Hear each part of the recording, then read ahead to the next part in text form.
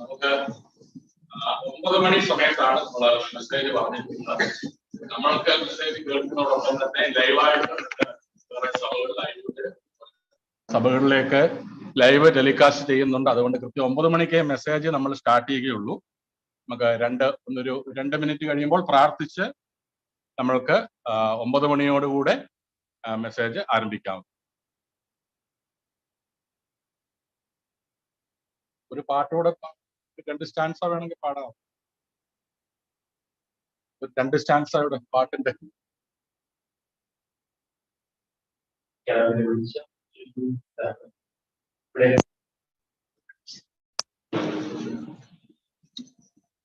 അങ്ങേപോലെ ദൈവമേ സ്ഥാനം വിളിക്കുന്നു.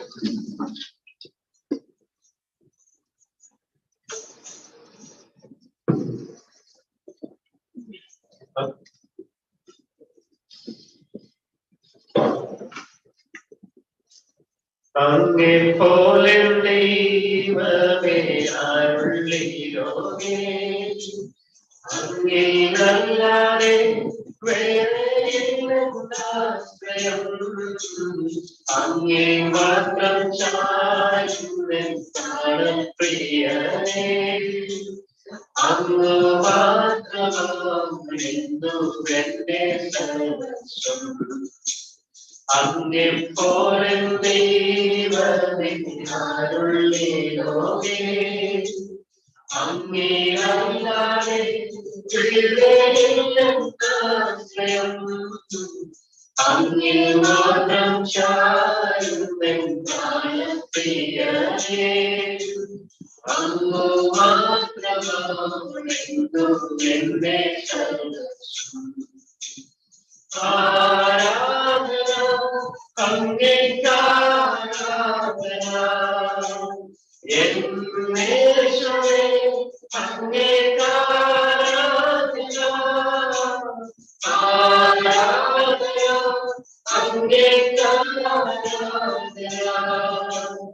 എന്നേശുവേ അങ്ങേക്കാരാധന. എന്നെ മുറ്റുമായി ഞാൻ സമർപ്പിക്കുന്നേ, തിന്മജനം താൻ എന്നെ കരുതേണമേ. നിന്റെ ഗീതം പോലെ നടത്തേണമേ, ശുദ്ധഭാവിനാം എന്നെ നിറയ്ക്കേണമേ. എന്നെ മുറ്റുമായി ഞാൻ സമർപ്പിക്കുന്നേ, നിൻവചനത്താൽ എന്നെ കരുതേണമേ.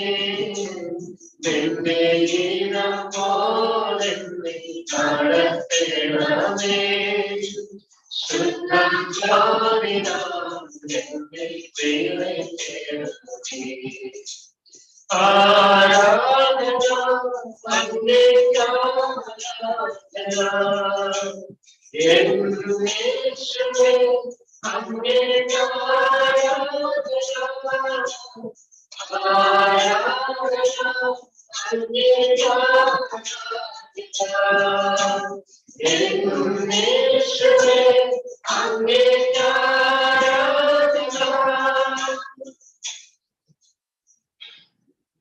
നമുക്ക് അടുത്ത 1 മണിക്കൂർ നമ്മൾ ദൈവവചനം കേൾക്കുവാനായിട്ട് പോവുകയാണ്. നമുക്ക് പ്രാർത്ഥിച്ച് കിടക്കാം. ദൈവത്തിന്റെ വചനം പറയുന്നത് സമയത്ത് ഞാൻ പ്രാർത്ഥിച്ചു. ദൈവനായ ദൈവമേ, സ്വർഗ്ഗപിതാവേ, കർത്താവേ, അനുഗ്രഹീതമായുള്ള രാത്രി സമയത്തിനായിട്ട് പ്രാർത്ഥിക്കുന്നു. ഈ അവസാന ദിവസം, അവസാന നാഴികളിലേക്ക് അവിടെ ഞങ്ങളെ കൂട്ടിക്കൊണ്ടു വന്നതിനായിട്ട് സ്തോത്രം. ദൈവമേ, ഞങ്ങൾ അവിടുത്തെ വചനത്തിന് മുമ്പിൽ ഇരിക്കുവാനായിട്ട് പോകുകയാണ്. അവിടുത്തെ വചനം ശക്തിയുള്ളതും ജീവനുള്ളതും, കർത്താവെ, ജീവിതങ്ങളെ രൂപാന്തരപ്പെടുത്തുവാൻ ശക്തിയുള്ളതും ഞങ്ങളെ ധൈര്യപ്പെടുത്തുന്നതും ഒക്കെയാണ് എന്നോർത്ത് ഞങ്ങൾ അവിടുത്തെ ശ്രദ്ധിക്കും. ഞങ്ങളുടെ പ്രത്യാശ ഉറപ്പിക്കുന്നതായിട്ടുള്ള, കർത്താവെ, ഞങ്ങൾക്ക് സമാധാനവും സന്തോഷവും നൽകുന്നതായിട്ടുള്ള അവിടുത്തെ നിത്യ ജീവന്റെ വചനം അവിടുന്ന് ഇന്ന് രാത്രിയിൽ അവിടെ ഞങ്ങൾക്ക് നൽകണം എന്ന് ഞങ്ങൾ അവിടുത്തോട് പ്രാർത്ഥിക്കുന്നു. പ്രിയദാസനെ അവിടുത്തെ കരങ്ങളിലേക്ക് സമർപ്പിക്കുന്നു. ദൈവാത്മാവിന്റെ സഹായത്താൽ കർത്താവെ ഞങ്ങൾക്ക് ആലോചന നൽകി അവിടുന്ന് ഞങ്ങളെ അനുഗ്രഹിക്കണമെന്ന് പ്രാർത്ഥിക്കുന്നു. കർത്താവെ, ഇന്ന് ഇവിടെ മാത്രമല്ല, മറ്റ് പല സഭകളും കർത്താവെ മെസ്സേജ് കേൾക്കുവാനായിട്ടിരിക്കുന്നു.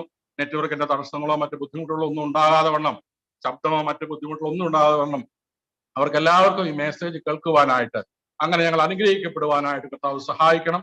പ്രാർത്ഥന കേട്ടിക്കാൽ സ്തോത്രം. യേശുക്രിസ്തുവിന്റെ വലിയ നാമത്തിൽ തന്നെ ആമേൻ.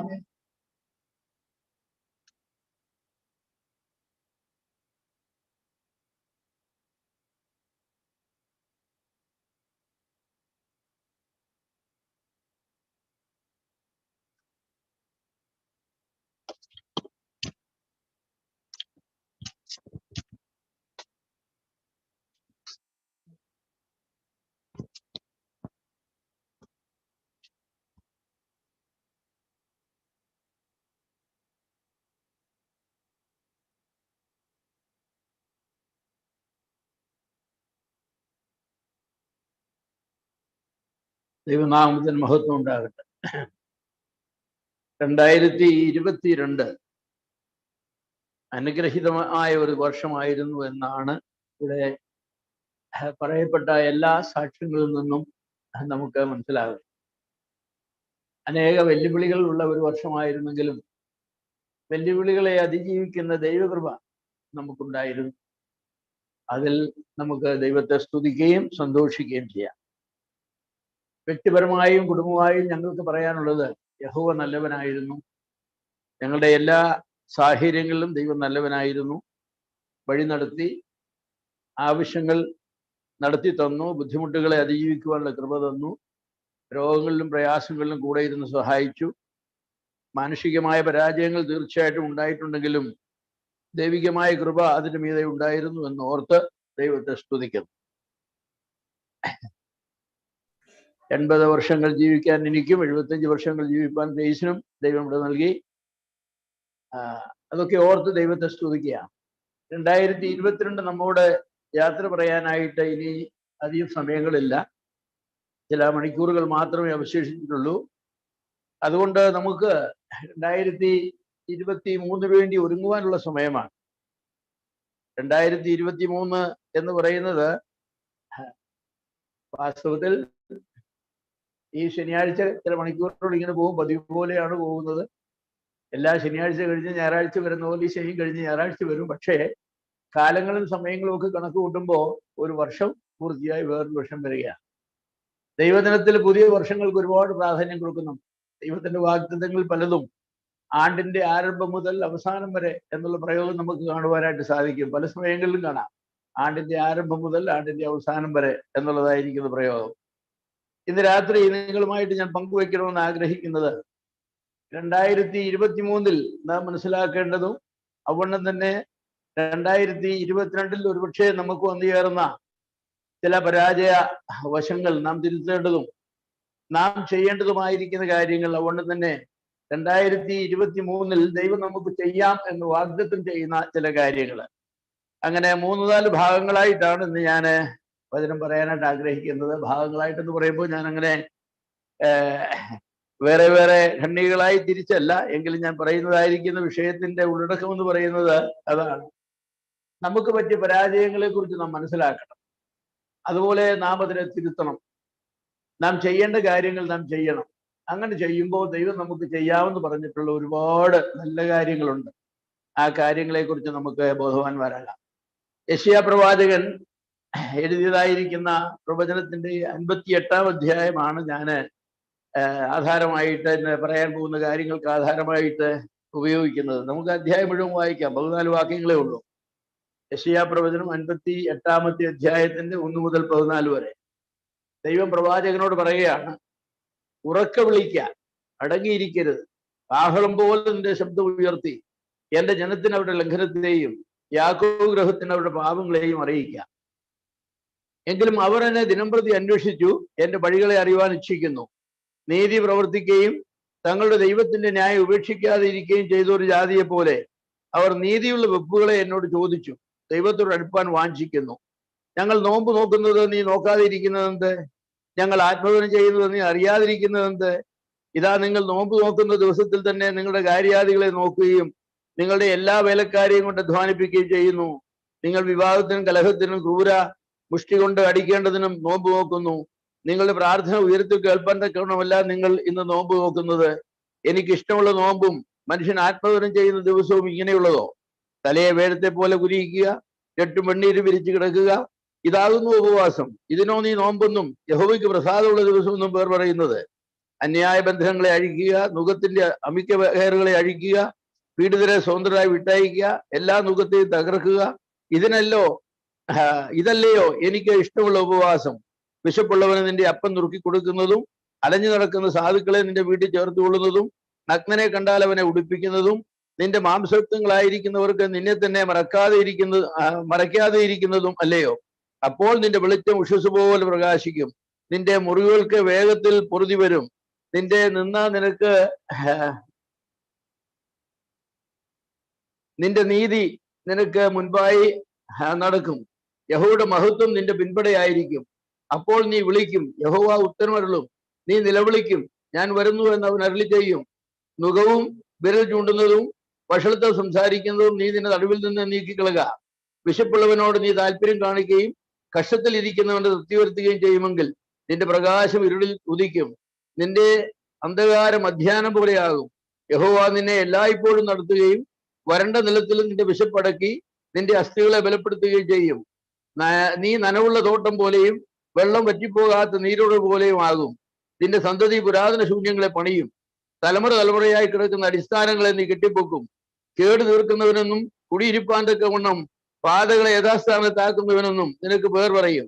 നീ എന്റെ വിശുദ്ധ ദിവസത്തിൽ നിന്റെ കാര്യാദികൾ നോക്കാതെ ശബത്തിൽ നിന്റെ കാലടക്കി വെച്ച് ശബത്തിനെ ഒരു സന്തോഷമെന്നും യഹോവയുടെ വിശുദ്ധ ദിവസത്തെ ബഹുമാനയോഗ്യമെന്ന് എന്നും പറയുകയും നിന്റെ വേലയ്ക്ക് പോകുകയോ നിന്റെ കാര്യാദികളെ നോക്കുകയോ വ്യർത്ഥ സംസാരത്തിൽ നേരം പോക്കുകയോ ചെയ്യാതെ വണ്ണം അതിനെ ബഹുമാനിക്കുകയും ചെയ്യുമെങ്കിൽ നീ യഹോവയിൽ പ്രമോദിക്കും. ഞാൻ നിന്നെ ദേശത്തിലെ ഉന്നതങ്ങളിൽ വാഹനമേറ്റി ഓടുമാറാക്കും. നിന്റെ പിതാവായ യാക്കോബിന്റെ അവകാശം കൊണ്ട് നിന്നെ പോഷിപ്പിക്കുകയും ചെയ്യും. യഹോവയുടെ വായല്ലോ അരുളി ചെയ്തിരിക്കുന്നത്. ദൈവം പ്രവാചകൻ മുഖാന്തരം ഇസ്രായേൽ മക്കളോട് സംസാരിക്കുക. അവരുടെ ജീവിതത്തെ ദൈവം നോക്കിയിട്ട് പറയുന്നത്, നിങ്ങള് ഭക്തിയുള്ള ആളുകളാണ്, നിങ്ങൾ ഭക്തിയുള്ള ആളുകളാണ്, നിങ്ങൾ ഒരുപാട് ഉപവസിക്കുന്ന ആളുകളാണ്, നിങ്ങൾ ഒരുപാട് പ്രാർത്ഥിക്കുന്ന ആളുകളാണ്. പക്ഷേ ഞാൻ നിങ്ങളുടെ പ്രാർത്ഥന ഒന്നും കേൾക്കുന്നില്ല. എനിക്ക് കേൾക്കാവുന്ന തരത്തിലുള്ള പ്രാർത്ഥനകളല്ല നിങ്ങൾ ചെയ്യുന്നത്.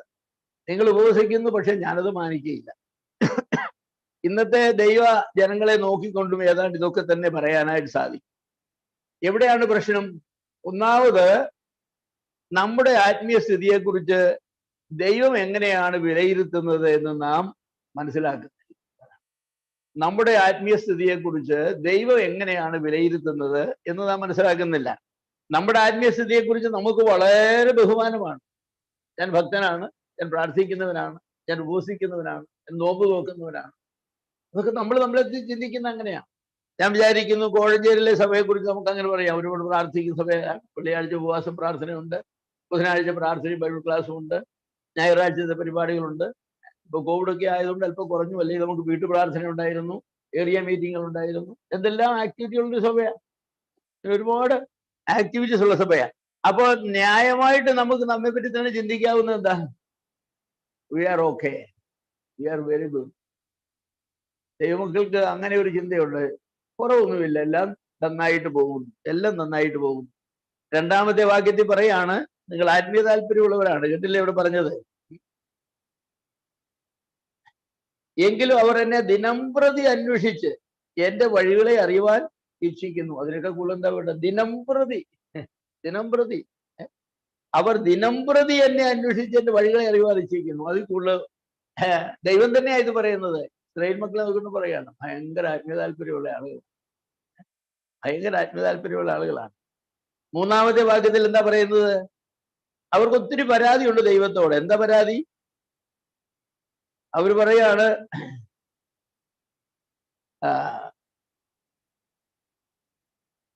അവർ നീതിയുള്ള ഒപ്പുകളെ എന്നോട് ചോദിച്ച് ദൈവത്തോട് അടുപ്പാൻ വാഞ്ചിക്കുന്നു. ഞങ്ങൾ നോമ്പ് നോക്കുന്നത് നീ നോക്കാതെ ഇരിക്കുന്നത് എന്ത്? ഞങ്ങൾ ആത്മധർമ്മം ചെയ്യുന്നത് നീ അറിയാതിരിക്കുന്നത് എന്ത്? ദൈവമേ, ഞങ്ങൾ എത്ര പ്രാർത്ഥിച്ചിട്ട് നീ കേൾക്കുന്നില്ല. ഞങ്ങൾ ആത്മാക്കളെ തരണമെന്ന് പ്രാർത്ഥിച്ചില്ല, ആത്മാക്കളെ തരുന്നില്ല. അല്ലേ? ഞങ്ങളുടെ കുഞ്ഞുങ്ങളൊക്കെ നല്ല ആത്മീയരായിരിക്കണമെന്ന് വിചാരിച്ചാൽ അങ്ങനെ ആവുന്നില്ല. ഞങ്ങളുടെ കുടുംബങ്ങളൊക്കെ വലിയ ആത്മീയ താല്പര്യമുള്ളവരായിരിക്കണമെന്ന് പ്രാർത്ഥന ആകുന്നില്ല. ഇസ്രായേൽ മക്കൾ ദൈവത്തിന് ഇതെന്തൊരു കാര്യമാണ്? നീ തന്നെ ഞങ്ങളെ കുറിച്ച് പറഞ്ഞത് എന്താണ്? നീ തന്നെ ഞങ്ങളെ കുറിച്ച് പറഞ്ഞത് ദിനംപ്രതി നീ അന്വേഷിച്ച് നിന്റെ വഴികളെ അറിയുവാൻ ഇച്ഛിക്കുന്ന ജനങ്ങളാണ് ഞങ്ങള്. എന്നിട്ട് പറയാണ്, നീതി പ്രവർത്തിക്കുകയും തങ്ങളുടെ ദൈവത്തിന് ന്യായം ഉപേക്ഷിക്കാതിരിക്കുകയും ചെയ്ത ഒരു ജാതിയെ പോലെയാണ് എന്ന് ദൈവം തന്നെ അവരെ കുറിച്ച് പറയുകയാണ്. എന്നിട്ട് ദൈവത്തോട് അവർ ചോദിക്കുന്ന എന്താണ്? പിന്നെന്താ നീ ഇത്രയൊക്കെ കാര്യം പറഞ്ഞല്ലോ, പിന്നെന്താ ഞങ്ങൾക്ക് നീ അനുഗ്രഹിക്കാത്തത്? അപ്പൊ ഇത് ദൈവം ചോദിക്കുന്ന ഒരു ചോദ്യമാണ്. അതിനുള്ള ഉത്തരം 4-ാമത്തെ വാക്യത്തിൽ ദൈവം തന്നെ പറയുന്നുണ്ട്. എന്താണെന്നറിയാമോ? 3:2 ഇതാ നിങ്ങൾ നോമ്പ് നോക്കുന്ന ദിവസത്തിൽ തന്നെ നിങ്ങളുടെ കാര്യാദികളെ നോക്കുന്നു. നിങ്ങൾ ഈ പ്രാർത്ഥന യോഗത്തിന് പോവുകയും നിങ്ങൾ ക്യാമ്പിന് പോവുകയും ഉപവാസത്തിന് പോവുകയും ചെയ്യുമ്പോൾ നിങ്ങൾ ഒരു കാര്യം ഉറപ്പുവരുത്തിട്ടാ പോകുന്നത്, ഞങ്ങളുടെ കാര്യങ്ങൾക്കൊന്നും കുറവ് വരരുത്, ഞങ്ങളുടെ കാര്യങ്ങൾക്കൊന്നും കുറവ് വരാൻ പാടില്ല. അതെ, റബ്ബർ വെട്ടുകാരനോട് പറയും റബ്ബർ വെട്ടിക്കോണം, ഞങ്ങൾ ക്യാമ്പിന് പോയി വന്നാലും ഇല്ലെങ്കിലും. എല്ലാ കാര്യങ്ങളും അതുപോലെയാണ്, എല്ലാ കാര്യങ്ങളും അതുപോലെയാണ്. അപ്പൊ ദൈവം പറയാ, നിങ്ങളെ നിങ്ങളുടെ ഒരു കാര്യത്തിനും കുറവ് വരാതെ നിങ്ങൾ ഉറപ്പുവരുത്തിയിട്ടാണ് ചെയ്യുന്നത്, അങ്ങനല്ലേ? ഇപ്പൊ തന്നെ ക്യാമ്പ് വന്നു, അനേകരും പോകാൻ എന്താന്ന് ചോദിച്ചാൽ ചിലർ പറയും ആടുണ്ടായിരുന്നു, ചിലർ പറയും കോഴി ഉണ്ടായിരുന്നു, വേറെ ചിലർ പറയും റബ്ബർ ഉണ്ടായിരുന്നു വെട്ടാൻ, വേറെ ചിലർ പറയും വേറെ ഉണ്ടായിരുന്നു എനിക്ക് ചെയ്യാനുണ്ടായിരുന്നു എന്നാണ്. എന്ന് പറഞ്ഞ് നിങ്ങളുടെ കാര്യാദികളെ നോക്കിക്കൊണ്ടിരുന്നു. അതുകൊണ്ടല്ലേ, അതുകൊണ്ടാണ്. അപ്പൊ അതൊരു ജീവിതശൈലിയാ. നിങ്ങളുടെ എല്ലാ വേലക്കാരെയും കൊണ്ട് അധ്വാനിപ്പിക്കുകയും ചെയ്യുന്നു.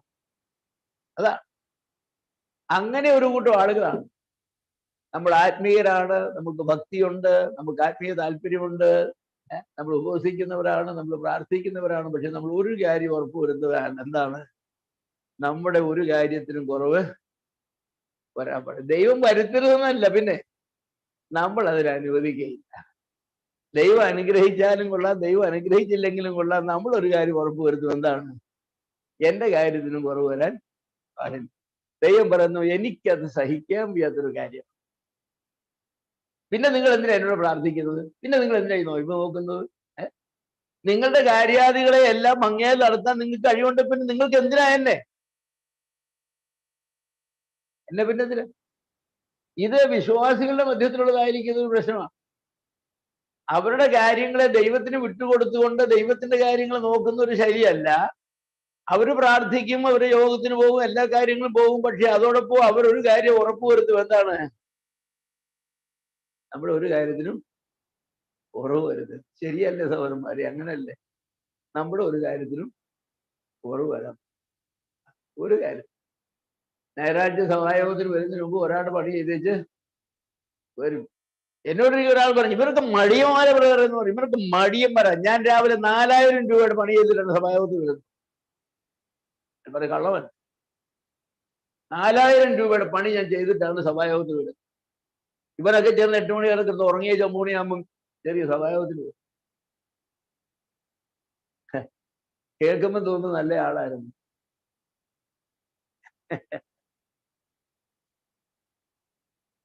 വായിക്കാൻ സമയമില്ല, പ്രാർത്ഥിക്കാൻ സമയമില്ല, ഇതിനൊന്നിനും സമയമില്ല. രാവിലെ എഴുന്നേറ്റ് 6 മണിയാകുമ്പോഴേ എന്ത് ചെയ്യുമെന്നറിയാമോ? താനൊരു തടിവെട്ടുകാരനാ. ഈ കേരളത്തിൽ ഇതിനൊക്കെ നന്നായിട്ട് തടിവെട്ടുന്ന ആളില്ല. ഈ 4 മണിക്കൂറിന് 4000 രൂപയുടെ പണി ചെയ്തിട്ട് വരുന്ന ഒരാളാണ്. താനതേക്കൊരു അഭിമാനം കൊള്ളും. നല്ല അധ്വാനിക്കുന്ന ഒരാള്, നന്നായിട്ട് എന്ന് മാത്രമോ, സഭയ്ക്കും നന്നായിട്ട് കൊടുക്കുന്നതാണ്. പക്ഷെ ആത്മീയ താല്പര്യമൊന്നുമില്ല. ബൈബിൾ വായിക്കുകയോ പ്രാർത്ഥിക്കുകയോ അങ്ങനെയുള്ള കാര്യങ്ങളൊന്നുമില്ല. അതിനൊന്നും സമയമില്ല. 10 മിനിറ്റ് കിട്ടിയാൽ പോയി 1000 രൂപയുടെ പണി ചെയ്തിട്ട് വരും. തങ്ങളുടെ ജീവിതത്തിന് യാതൊരു കുറവും വരാൻ പാടില്ല, ഒരു കുറവും വരാൻ പാടില്ല. മക്കൾക്കെല്ലാം ഒന്നാന്തര വിദ്യാഭ്യാസം, വീടുമെല്ലാം ഒന്നാന്തരമായിട്ട്. എന്താ കാര്യം? ദൈവം പറഞ്ഞു, ഈ സ്ഥിതിക്ക് ഒരു വ്യത്യാസം വന്നെങ്കിലേ 5 മുതൽ 7 വരെയുള്ള ഭാഗങ്ങളിൽ ദൈവം പറയാ, നിങ്ങൾ തിരുത്തേണ്ട കാര്യങ്ങളെ കുറിച്ച് പറയാ. നിങ്ങളുടെ പ്രാർത്ഥന ഉയരത്തിൽ കേൾപ്പാൻ തക്കവണ്ണമല്ല നിങ്ങൾ ഇന്ന് നോമ്പ് നോക്കുന്ന. അവർ നോമ്പ് നോക്കുന്ന ദിവസങ്ങളിൽ പ്രാർത്ഥിക്കുകയാണ്. നിങ്ങളുടെ പ്രാർത്ഥന ഉയരത്തിൽ കേൾക്കുവാൻ തക്കവണ്ണമല്ല നിങ്ങൾ നോമ്പ് നോക്കുന്ന, അല്ലേ പ്രാർത്ഥിക്കുക. നമുക്ക് പ്രാർത്ഥനയ്ക്ക് വേണ്ടി പ്രാർത്ഥിക്കുന്ന ആളുകളുണ്ട്. അങ്ങനെ ഒത്തിരി ആളുകളുണ്ട് പ്രാർത്ഥിക്കാൻ വേണ്ടി പ്രാർത്ഥിക്കും. ഒരു ദിവസം കുടുംബ പ്രാർത്ഥന തെറ്റിച്ചു പോയെങ്കിൽ അവർ വിചാരിക്കുന്ന അന്ന് ഇടിപെട്ടി അവരോരോ പിള്ളേരെ ചാകുമെന്നാണ്. ദൈവം തമ്പുരാൻ ഇങ്ങനെ ഒരു കുഴപ്പം ചെയ്യാതെ കൊണ്ടു നടക്കുന്നതിന്റെ കാര്യം എന്താ? എന്നും രാവിലെ അരമണിക്കൂർ പ്രാർത്ഥിക്കുന്നുണ്ടെന്ന് അവർ വിചാരം. അങ്ങനെയുള്ള ആളുകളുണ്ട്. ദൈവം എന്നെ അങ്ങനെയുള്ളൊരു മനുഷ്യനാണോ? നിങ്ങൾ ഒരു ദിവസം പ്രാർത്ഥിക്കാൻ വിട്ടുപോയെന്ന് കഴിഞ്ഞ് പാമ്പിനെ വിട്ടെന്നെ കടുപ്പിക്കും.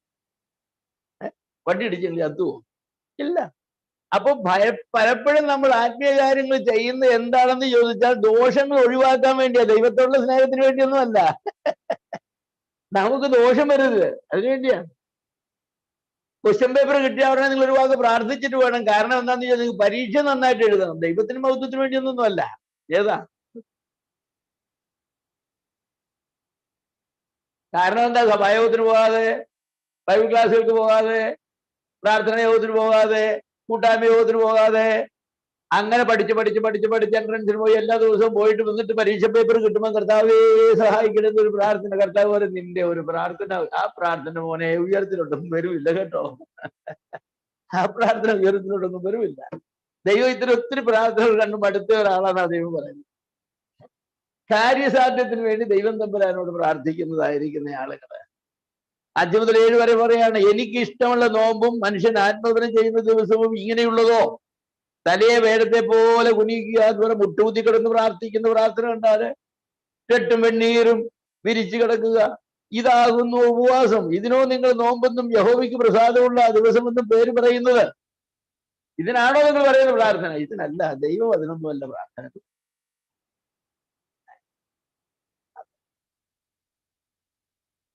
നിങ്ങളുടെ ഹൃദയം ദൈവത്തിന് ശരിയാണോ? നിങ്ങൾക്ക് ദൈവവുമായി യഥാർത്ഥമായ ഒരു ബന്ധമാണ്, അതോ അനുഗ്രഹത്തിന് വേണ്ടിയാണ്? പണ്ട് പറയില്ലേ, പാലം കിടക്കുന്നത് വരെ നാരായണ നാരായണ, പരീക്ഷ കഴിയുന്നവരെ പ്രാർത്ഥനയെ പ്രാർത്ഥന, ജോലി കിട്ടുന്നവരെ പ്രാർത്ഥനയെ പ്രാർത്ഥന. ഈ സഭയായിട്ട് മോക്ക് ജോലി കിട്ടാൻ, മോന് ജോലി കിട്ടാൻ വേണ്ടി പ്രാർത്ഥിക്കണേ. എല്ലാവരും പ്രാർത്ഥിക്കുക, എല്ലാ പ്രാർത്ഥനയോത്തിനും വരും. ജോലി കിട്ടിക്കഴിഞ്ഞിട്ട് ഈ പാർട്ടി എവിടെയാണെന്ന് നോക്കിയാൽ കാണുകയുമില്ല. പിന്നെ ഒരു യോഗവും ഇല്ല, ഒരു ബൈബിൾ ക്ലാസ്സും ഇല്ല, ഒരു പ്രാർത്ഥനയും. അതെ, അങ്ങനെ പശുവിനെ അനുഗ്രഹിക്കാൻ വേണ്ടി പ്രാർത്ഥിക്കും. എന്തിനാണ് പശുവിനെ അനുഗ്രഹിക്കണം? ഒരു കേടും കൂടാതെ പശു പ്രസവിക്കണം. പശു പ്രസവിച്ച് നല്ല പാല് ഉണ്ടെങ്കിൽ പിന്നെന്താണ്? അയ്യോ, ഉച്ചകഴിഞ്ഞ് നിൽക്കാൻ നോക്കിയില്ല, മിൽമായി കൊണ്ട് പാലിളക്കണം. മിൽമായി കൊണ്ട് പാലിളക്കണം. ഞായറാഴ്ച രാവിലെ 10-11 മണിയാകുമ്പോൾ പാലൊക്കെ അളന്ന് പശുവിന് തീറ്റിയും വെള്ളമെല്ലാം ഇട്ട് കഴിഞ്ഞ് വരുമ്പോഴത്തേക്ക് ഇവിടെ 11 മണിയാവും. അതിനെന്താ? ഇതാണ് ക്രിസ്ത്യ ജീവിതം എന്ന് പറയുന്നത്. അങ്ങനത്തെ ഭക്തിയുള്ള ഒരുപാട് ആളുകളുണ്ടെന്നാണ് ദൈവതമ്പുരാൻ പറയുന്നത്. അങ്ങനെ ഭക്തിയുള്ള ഒരുപാട് ആളുകളുണ്ട്. അപ്പോ അത് വേണ്ട പ്രിയമുള്ളവരെ. അപ്പൊ ദൈവത്തിന് എന്താണ് ഇഷ്ടമെന്ന് നാം മനസ്സിലാക്കിയിട്ടില്ല. 3-ാം വാക്യത്തിന് 2-ാം ഭാഗം പറയുന്നത് എന്താണ്? പറയാണ്, ഇതാ നിങ്ങൾ നോമ്പ് നോക്കുന്ന ദിവസം തന്നെ നിങ്ങളുടെ കാര്യാദികളെ നോക്കുകയും നിങ്ങളുടെ എല്ലാ വേലക്കാരെയും കൊണ്ട് അധ്വാനിപ്പിക്കുകയും ചെയ്യുന്നു. എനിക്ക് റബ്ബർ വെട്ടുന്ന ആളുകളുണ്ട് ഇവിടെ. എന്റെ റബ്ബർ വെട്ടിയിട്ടുള്ള സഹോദരന്മാരുണ്ടല്ലോ ഇവിടെ. IBS ഉള്ളപ്പോൾ, LTCs ഉള്ളപ്പോൾ, ക്യാമ്പുകൾ ഉള്ളപ്പോൾ, പ്രാർത്ഥനയോ ഉള്ളപ്പോൾ റബ്ബർ വെട്ടില്ല. ആ ദിവസങ്ങളിൽ റബ്ബർ വെട്ട് വേണ്ട. നിങ്ങള് വിശ്വാസിയാണ്, നിങ്ങൾ പോയി എന്ത് ചെയ്യണം? പ്രാർത്ഥനയ്ക്ക് പോകുമായിരിക്കൊക്കെ അവരുടെ കാര്യമാണ്. അവിശ്വാസികളും ചെറിയന്മാരും പെട്ടെന്ന് വെട്ടിക്കുക, വേറൊരു വിഷയമാണ്. വിശ്വാസികളെ കൊണ്ട് വെട്ടിക്കില്ല. ഇതിപ്പോ പറയുന്നത് യഹൂദന്മാരോടല്ലേ പറയുന്നത്. അവർക്ക് റബ്ബറുണ്ടായിരുന്നില്ല, അവർക്ക് കിട്ടുന്ന ഒലിവും അവരുടെ മുന്തിരിങ്ങായും ഒക്കെ, മുന്തിരിത്തോട്ടവും ഒക്കെ കാക്കുന്നത് യഹൂദന്മാർ വിശ്വാസികളാണ്. അപ്പൊ ഈ ഭക്തന്മാരായിട്ടുള്ള ആളുകൾ എന്ത് ചെയ്യും? പറയാം, ഞാൻ ഉപവാസ പ്രാർത്ഥനയ്ക്ക് പോവാ കേട്ടോ, ഒരു കുറവും വരരുത്, എല്ലാം നോക്കിക്കൊണ്ട് ചെയ്തോണം.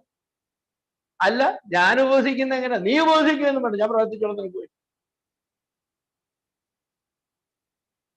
ദൈവം പറഞ്ഞ അക്കാര്യം അത്ര ശരിയാവില്ലല്ലോ. എന്നിട്ട് ദൈവം പറയാണ്, ഞാൻ നോക്കുന്നത് നിങ്ങളുടെ ബന്ധങ്ങൾ ശരിയാകാതെ നിങ്ങൾ എൻ്റെ അടുക്കിലോട്ട് വരരുത്. നിങ്ങളുടെ ബന്ധങ്ങൾ ശരിയാകണം. 9-ാമത്തെ വാക്യം 10-ാമത്തെ വാക്യത്തിലൊക്കെ പറയുന്നതാണ്, നിങ്ങളുടെ ബന്ധങ്ങൾ ശരിയാകണം. അതെ, ബന്ധങ്ങൾ ശരിയാകണം. ഇവിടെ പറയുന്നുണ്ട്, ബന്ധങ്ങൾ ശരിയാകുന്ന കാര്യത്തിൽ പറയുന്നുണ്ട്, അന്യായ ബന്ധനങ്ങളെ അഴിക്കുക, നുഖത്തിന്റെ അമിക്കേറുകളെ അഴിക്കുക, വീടുകളെ സ്വതന്ത്രമായി വിട്ടയക്കുക, എല്ലാ നുഖത്തെയും തകർക്കുക. ഇതല്ലയോ എനിക്ക് ഉപവാസം, ഇഷ്ടമുള്ള ഉപവാസം? വിശപ്പുള്ളവന് നിന്റെ അപ്പം നുറുക്കി കൊടുക്കുകയും അലഞ്ഞു നടക്കുന്ന സാധുക്കളെ നിന്റെ വീട്ടിൽ ചേർത്ത് കൊള്ളുന്നതും നഗ്നനെ കണ്ടാൽ അവനെ ഉടുപ്പിക്കുന്നതും നിന്റെ മാംസരക്തങ്ങളായിരിക്കുന്നവർക്ക് നിന്നെ തന്നെ മറക്കാതെ ഇരിക്കുന്നതും അല്ലയോ? അപ്പോൾ നിന്റെ വെളിച്ച ഉഷസ് പോലെ ഉദിക്കുമെന്ന.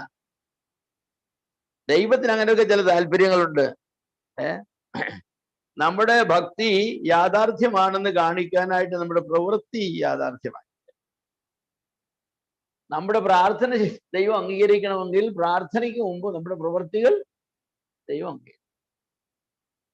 ഇപ്പൊ ഞാനൊരു ഉദാഹരണം പറയാം. ഞാൻ ഈ മഹാരാഷ്ട്രയിലെ വില്ലേജുകളിലും അതുപോലെ തന്നെ രാജസ്ഥാനിലെ വില്ലേജുകളിലൊക്കെ പോകുമ്പോൾ കെട്ടുകണക്കിന് തുണി ഞങ്ങളുടെ തന്നയക്കുന്ന സഹോദരന്മാരുണ്ട്. കഴിഞ്ഞ പ്രാവശ്യം പോയപ്പോൾ ഇത്രച്ച വലിപ്പമുള്ള കെട്ടുതുണി ഒരാൾ തന്നയച്ചു. അത് മുഴുവനും പുതിയ തുണി വാങ്ങിച്ചതാണ്, കടയിൽ ചെന്ന് വാങ്ങിച്ചുകൊണ്ട് വന്നതാണ്. വന്നിട്ട് അത് അല്ലാത്ത നല്ല തുണി വാങ്ങിച്ച് പഴയ തുണികളാണെങ്കിൽ ഉപയോഗിച്ചാണെങ്കിൽ അത് വാങ്ങി അലക്കി അത് തേച്ച് അത് ഭംഗിയാക്കി തന്നയക്കുന്നവരുണ്ട്.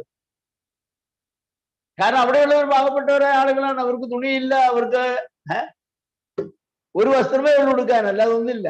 ഞാനൊരു ഉദാഹരണം പറഞ്ഞ. അപ്പോ അവിടെ പോയി സുവിശേഷം പ്രസംഗിച്ചുകൊണ്ട് മാത്രം കാര്യമുണ്ടോ? ഉണ്ടോ? ഇല്ല, ഇല്ല.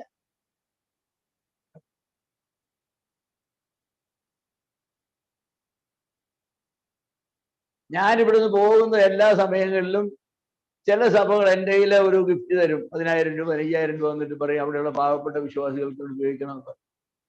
അതൊക്കെ ചെറിയ സഭകളാണ്, വേറെ മിണ്ടുമില്ല. അത് നമ്മൾ ഈ ഒത്തിരി പ്രവർത്തിക്കുകയും ഒത്തിരി പ്രാർത്ഥിക്കുകയും ഒത്തിരി ഉപസിക്കുകയും ഒക്കെ ചെയ്തുകൊണ്ട് മാത്രം കാര്യമായില്ലെന്ന് കർത്താവ് പറയുന്നത്. പ്രവൃത്തി കൊണ്ട് കാണിക്കേ, പ്രവൃത്തി കൊണ്ട് കാണിക്കേ. ഇത് വേണം, നമുക്കത് വേണം. നമ്മുടെ ബന്ധങ്ങൾ ശരിയാകണം. 9-10 വാക്യങ്ങൾ പറയുകയാണ്,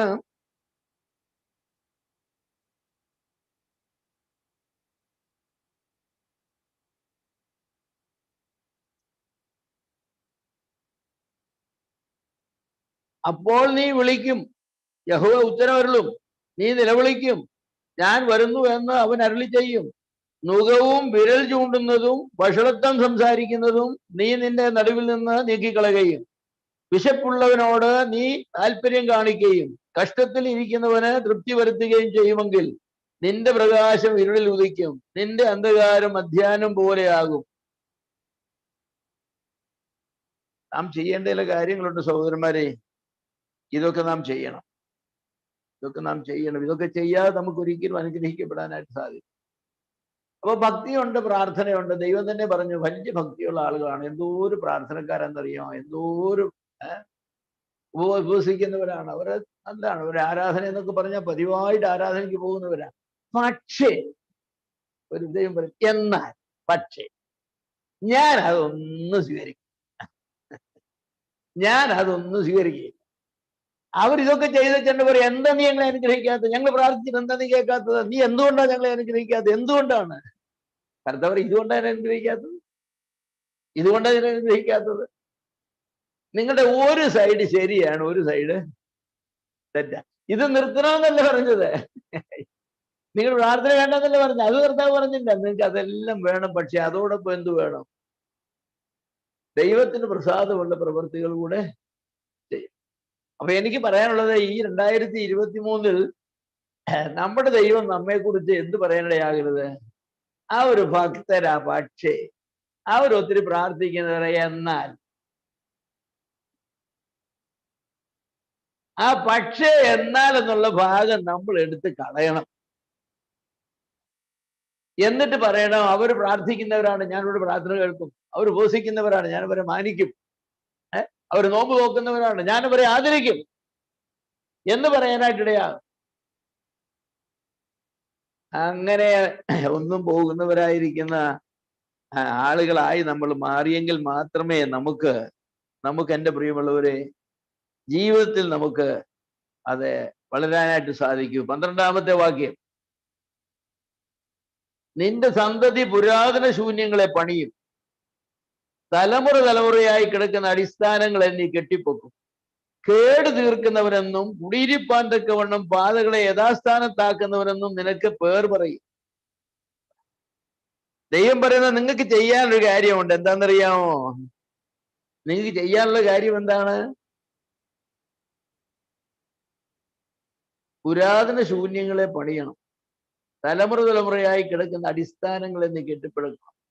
അപ്പോസ്തോലിക കാലം മുതൽ പിതാക്കന്മാര് ചെയ്തു വന്നതായിരിക്കുന്ന ചില കാര്യങ്ങളുണ്ട്. ഒരു സഭയ്ക്ക് ചില അടിസ്ഥാനങ്ങളുണ്ട്.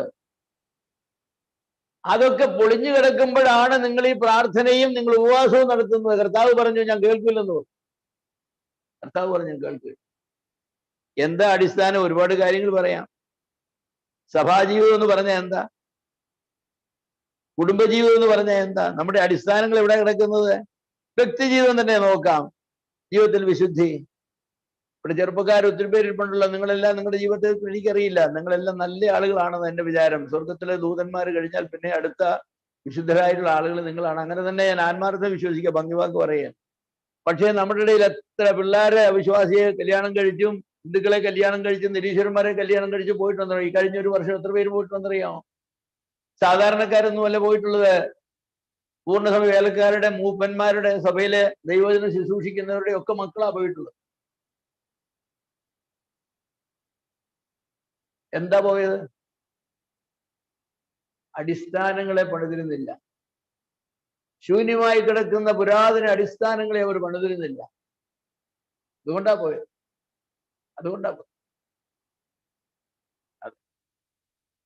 ഇന്നത്തെ കാലത്ത് കോളേജുകളിലും ക്യാമ്പസുകളിലും ഒക്കെ നടക്കുന്ന കാര്യങ്ങൾ കേട്ടാൽ നിങ്ങൾക്ക് പേടിച്ചു പോകും. എന്നോട് ഇന്നലെ ഒരാൾ പറഞ്ഞത്,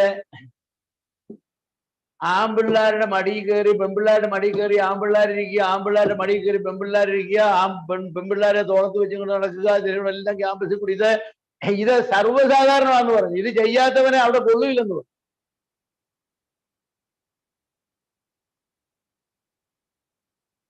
ഇതൊന്നും ക്ഷേത്രം കൊള്ളുമില്ല. അവിടെ ചങ്ങനാശ്ശേരി ഒരു ബൈപ്പാസ് റോഡുണ്ട്. ഇങ്ങനെ നിങ്ങൾ ഏത് സമയത്തും വെക്കുമോ, പാടത്തിന്റെ തീരത്ത് അവിടെ കുറച്ച് മരങ്ങളുമുണ്ട്. ഒരു 10-25 ബൈക്ക് കൊണ്ട് നിർത്തിയിട്ട് ആമ്പിള്ളാരും പെൺപിള്ളാരും കൂടെ അവിടെ നിന്ന് ചെയ്യുന്ന കാര്യങ്ങൾ കാണാൻ അവിടെ നിന്ന് പോയാൽ മതി. ഞാനും ജോമനും കൂടെ പോകുമ്പോൾ ഞങ്ങൾ കാണും. തോളത്തിരിക്കുന്നു, മടിയിരിക്കുന്നു, കിടക്കുന്നതും. രാവിലെ വീട്ടിൽ നിന്ന് പോകുന്ന പ്രാർത്ഥിച്ചു വിട്ടതാ. അപ്പനും അമ്മയും മക്കൾക്ക് വേണ്ടി ഉപദേശിച്ച് പ്രാർത്ഥിച്ചുകൊണ്ടിരിക്കുക, തെറ്റിപ്പോകരുത്. ഓ, എവിടെ തെറ്റാന്? കാരണം അവർ പറഞ്ഞു ഇതൊന്നും തെറ്റല്ലെന്ന്. ഇതൊന്നും തെറ്റല്ല, ഇങ്ങനെയൊക്കെ ജീവിച്ചെങ്കിലേ ഇന്ന് ക്യാമ്പസിൽ പഠിക്കാൻ നോക്കുമെന്നാ പറയുന്നത്. അടിസ്ഥാനങ്ങൾ തെറ്റിപ്പോയി.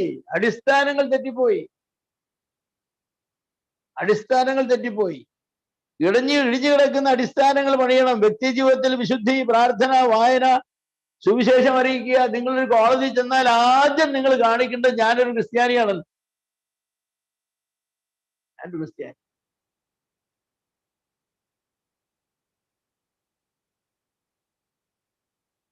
അതിന് ഈ ബൈബിളും കൊണ്ടങ്ങ് പോയാൽ മതി കേട്ടോ. നിങ്ങൾ ക്ലാസ് റൂമിലേക്ക് ഈ ബൈബിളും കൊണ്ടുപോയി നിങ്ങൾ ടെക്സ്റ്റ് ബുക്ക് പോലെ ഈ ബൈബിളങ്ങ് വെച്ചാൽ മതി. എല്ലാവരും നിന്ന് പറയും, ഓ പാർട്ടിക്ക് തലയ്ക്ക് സുഖമില്ലെന്ന് പറയും. അപ്പൊ അത് കേട്ട് സ്തോത്രം എന്ന് പറയണം. സ്തോത്രം എന്ന് പറഞ്ഞാൽ മതി. കുറെ കഴിയുമ്പോ അവർക്ക് മനസ്സിലായിക്കോളും തലയ്ക്ക് സുഖം ആർക്കായില്ല.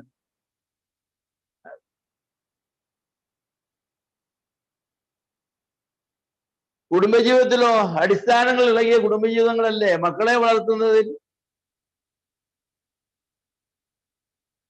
വടിയെ സ്നേഹിക്കുന്നതിന് മക്കളെ കളയുന്നു എന്നാ ബൈബിള് പറയുന്നു. രാജ്യം പറയുന്ന, സംസ്ഥാനം പറയുന്ന അടിക്കാൻ പാടില്ലെന്നാ. നിങ്ങൾ എന്ത് പറയുന്നു എനിക്കറിയില്ല. ഞാൻ അടിച്ചു വളർത്തിയിട്ടുണ്ട്, എപ്പോഴും അടിച്ചു വളർത്തും. എനിക്ക് പിള്ളേരുണ്ട്. കൊച്ചുമക്കൾക്ക് പോലും 2 കൊടുക്കാൻ ചെന്നു. മര്യാദക്ക് ജീവിച്ചില്ല. മക്കളെ തല്ലിയതിന് വിജയിച്ചു പോകുന്നെങ്കിൽ അഭിമാനമായിട്ട് ഞാൻ കണക്കാക്കും.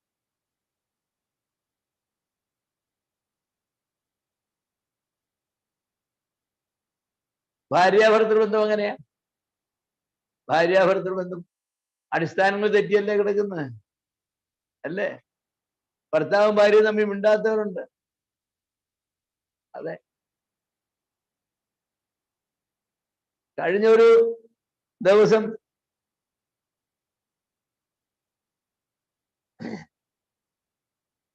എനിക്ക് വളരെ ദുഃഖമുള്ള ഒരു ദിവസമായിരുന്നു.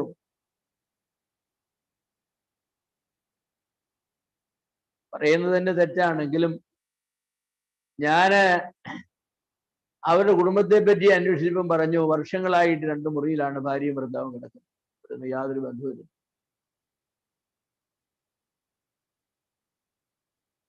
സഭയുടെ ഒരു ഡീക്കനായിട്ട് ശുശ്രൂഷ ചെയ്യുന്ന സഹോദരനാ. ഭാര്യയും ഭർത്താവും തമ്മിൽ ബന്ധമില്ല. അപ്പൊ എങ്ങനെ ശരിയാകുന്നു? അപ്പോഴെങ്ങനെ ശരിയാകുന്നു? മാതാപിതാക്കളെ സംരക്ഷിക്കാത്ത മക്കളുണ്ട്, സഭയിലുണ്ട്, മൂപ്പന്മാരുണ്ട്, വേലക്കാരുണ്ട്. നീ ഭൂമിയിൽ ദീർഘായുസോടെ ഇരിക്കണത് നിന്റെ അപ്പനെയും അമ്മയും ബഹുമാനിക്കുക.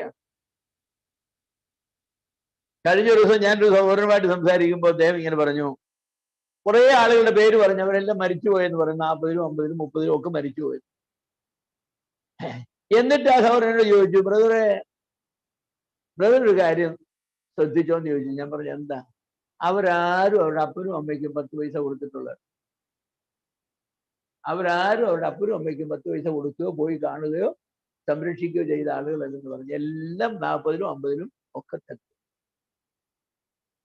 നീ ദീർഘായുസോടെ ഇരിക്കാൻ നിന്റെ അപ്പനെയും അമ്മയും ബഹുമാനിക്കുക എന്ന് ബൈബിൾ പറഞ്ഞിട്ട് വെറുതെ പറഞ്ഞാണോ? വെറുതെ പറഞ്ഞല്ല.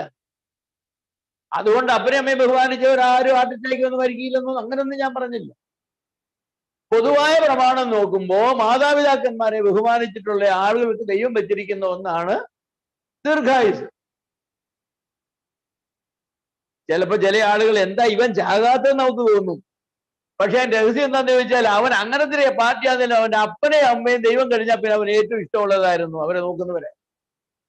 അതാണ് എന്റെ രഹസ്യം. അപ്പൊ അടിസ്ഥാനങ്ങൾ ഇടിഞ്ഞു കിടക്കുകയാണ്. കുടുംബ പ്രാർത്ഥനയില്ല, മക്കളെ വചനം പഠിപ്പിക്കുന്നില്ല, കൂട്ടായ്മയില്ല, കർത്താവിനുള്ളത് കൃത്യമായി നൽകുന്നില്ല. എന്തെങ്കിലും കൊടുക്കും, ഞായറാഴ്ച രാവിലെ എടുക്കുമ്പോൾ പേഴ്സ് എടുത്തും, എന്നിട്ട് 10 രൂപ 20 രൂപയോ 50 രൂപ ഭാര്യയുടെ കൈ കൊടുക്കും. അതിൽ വിടും 50 100.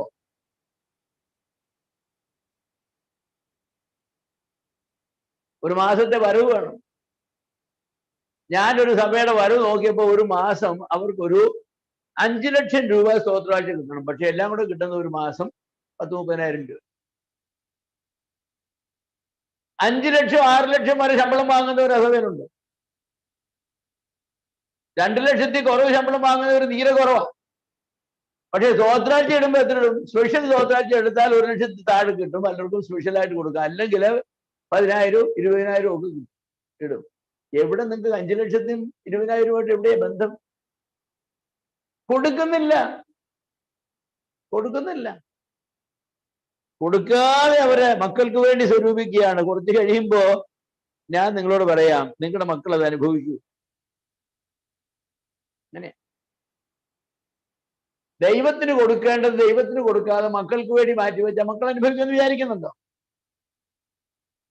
അനുഭവിക്കില്ല. നമ്മുടെ നാട്ടിൽ പണ്ട് പറയുമല്ലോ,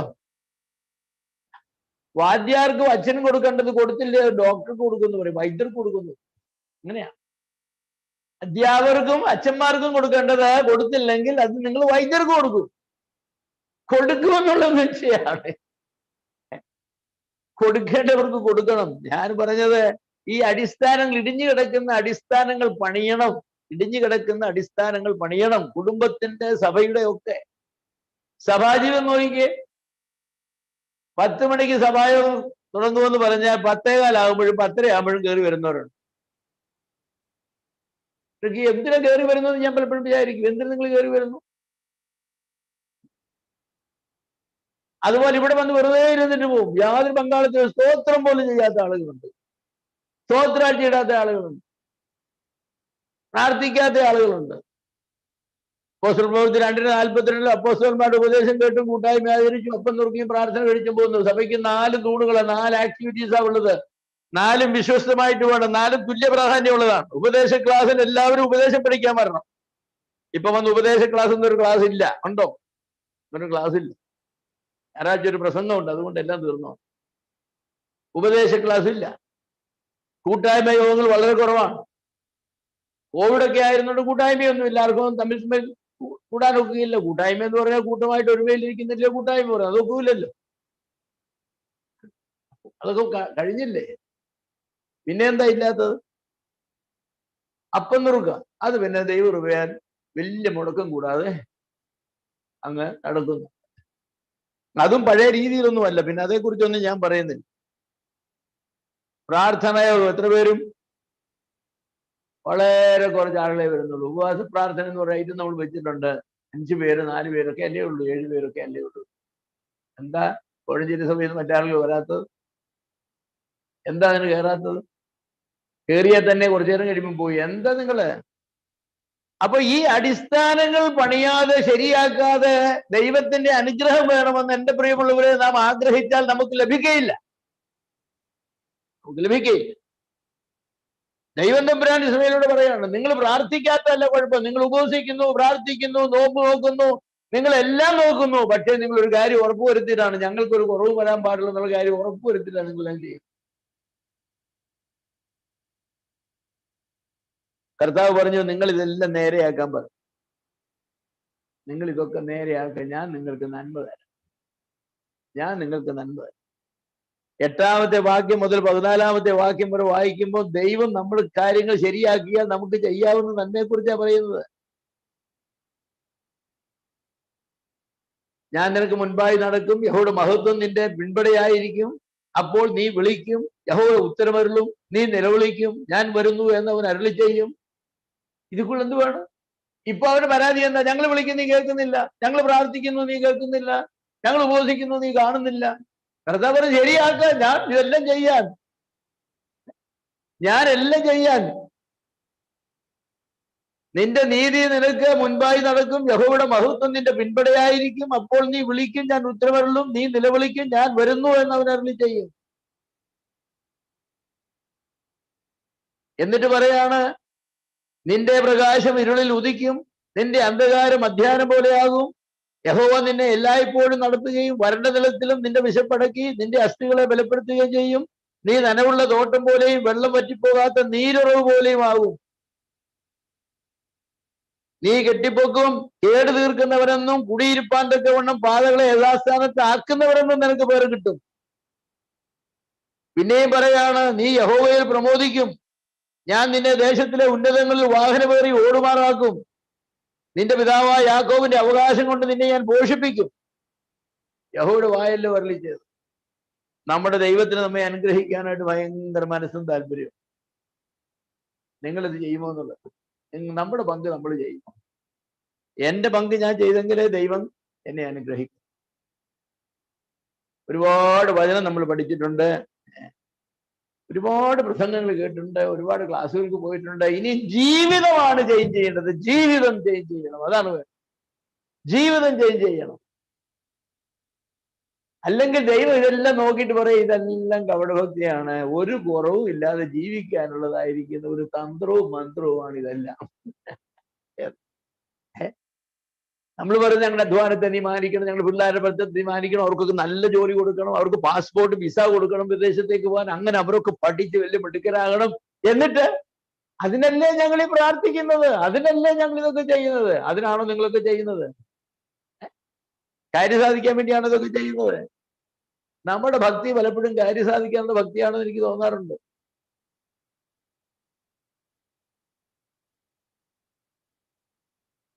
ദൈവം ഞങ്ങൾക്ക് 5 മക്കളെ തന്നു. 5 മക്കളോട് ഞാൻ പറഞ്ഞിട്ടുണ്ട്, നിങ്ങൾക്ക് 10 പൈസയുടെ സ്വത്ത് ഞാൻ തരൂ. വല്യപ്പൻ ഉണ്ടാക്കിയത് നിങ്ങൾക്ക് പാസ് ചെയ്യും, ഞാനതെടുത്ത് തിന്നുകയില്ല. ആ മണ്ണ് ആർക്കും വേണ്ടാത്ത കുറച്ച് മലയുണ്ട്, അത് നിങ്ങൾക്ക് വേണമെങ്കിൽ വേണ്ട, നിങ്ങൾക്ക് ഞാൻ 10 പൈസ ഉണ്ടാക്കി തരും. ബേസിക് വിദ്യാഭ്യാസം തന്നേക്കാം, അത്രേ ഉള്ളൂ. അല്ലാതെ 10 പൈസ ഒരു മക്കൾക്ക് വേണ്ടി സമ്പാദിച്ചിട്ടില്ല, സമ്പാദിക്കാൻ പ്ലാനും ഇല്ല, സമ്പാദിക്കുകയില്ല. മരിക്കുമ്പോ അവർക്ക് കൊടുക്കുന്ന പറഞ്ഞ് ബില്ലെഴുതാനായിട്ട് എന്റെ കയ്യിൽ ഒന്നുമില്ല. വല്യപ്പൻ, എന്റെ അപ്പന് സമ്പാദിച്ച ഒന്നുമില്ല അവിടെ, എന്റെ വല്യപ്പൻ സമ്പാദിച്ചതായിരിക്കുന്ന വസ്തു അവിടെ കിടപ്പുണ്ട്. അതും ആർക്കും വേണ്ട. ഈ ഒരു അയൽക്കാരന്റെ വസ്തുവിന് ഒന്ന് 15,000 രൂപ സെന്റിന് പറഞ്ഞേച്ചു പോയി. അപ്പൊ ഞങ്ങൾക്ക് എന്തോ കിട്ടും? ഞങ്ങളുടെയൊക്കെ മെച്ചം അവരുടെ. ഞാൻ പോയി സമ്പാദിച്ചു കൊടുക്കില്ല, എന്റെ ഉത്തരവാദിത്വം. കൊടുക്കും തെറ്റാന്നോ? ഒരു തെറ്റുമില്ല. കാരണം ബൈബിൾ പറയുന്നില്ലേ, വീടും സ്വത്തും അപ്പന്മാർ വെച്ചേക്കുന്നല്ലേ പറഞ്ഞിരിക്കുന്നത്. പറഞ്ഞു നിങ്ങൾക്ക് ഞാൻ തരൂല. കാരണം എന്താ? ഞാൻ കർത്താവിനെ സേവിക്കാൻ ഇറങ്ങിയാണ്. കർത്താവിന്റെ നാമത്തിൽ 10 പൈസ സമ്പാദിച്ചു നിങ്ങൾക്ക് തരൂ. കർത്താവിന്റെ നാമത്തിൽ 10 പൈസ സമ്പാദിച്ച് തരൂ. കർത്താവിന്റെ വേലയ്ക്ക് വേണ്ടി ആരെങ്കിലും തന്നാൽ അത് വേലയ്ക്ക് വേണ്ടി ഉപയോഗിക്കും, നിങ്ങൾക്ക് വേണ്ടി സമ്പാദിച്ചു. പിന്നെ ഒരു കാര്യം ഞാൻ ചെയ്യും, നിങ്ങൾക്ക് വേണ്ടി പ്രാർത്ഥിക്കും, ദൈവം നിങ്ങളെ അനുഗ്രഹിക്കും. ദൈവം നിങ്ങളെ അനുഗ്രഹിക്കും. ദൈവം നീതിമാൻ വിശ്വസനല്ലേ? ഞാൻ സേവിക്കുന്ന ദൈവം നല്ലവനായതുകൊണ്ടല്ലേ എന്റെ 2 പിള്ളേർ കർത്താവിനെ സേവിക്കാൻ തീരുമാനിച്ചത്. ജവാനെയും സുനിലും സൂസിയും പ്രമോദും.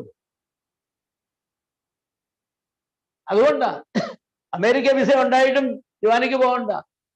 അമേരിക്കയിലായിരുന്ന സൂസനും പ്രമോദും അവിടുത്തെ എല്ലാം വലിച്ചെറിഞ്ഞ് കഴിഞ്ഞു പോകുന്ന കർത്താവിനെ സേവിക്കാൻ ഇഞ്ഞു പോകുന്നിരിക്കും. അവർക്കൊരു കാര്യം മനസ്സിലായി, അവരുടെ അപ്പൻ സേവിക്കുന്ന ദൈവമാണ് ശരിയായ ദൈവം. ആ ദൈവത്തെ ഞങ്ങൾ സേവിക്കും, കാര്യസാധ്യത്തിന് വേണ്ടിയല്ല. എന്നെപ്പറ്റി പറയാനിടയായത് നിങ്ങൾ ക്ഷമിക്കണം.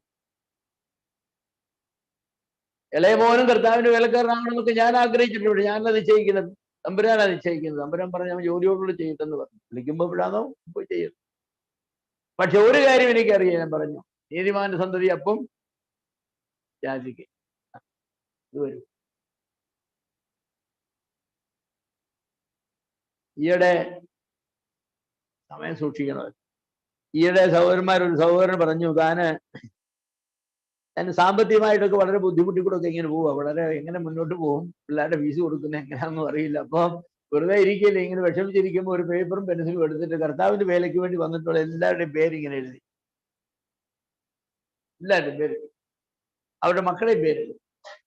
എന്നിട്ട് തനിക്കറിയാവുന്ന അവരുടെ വീട്ടിലെ വേലക്കാരുടെ സഹോദരന്മാരുടെയും മറ്റവരുടെ വീട്ടിലുള്ള അവരുടെ സഹോദരന്മാരുടെ എല്ലാം പേരെഴുതി. എന്നിട്ട് അവരുടെ ഇവിടെ മക്കളും എഴുതി.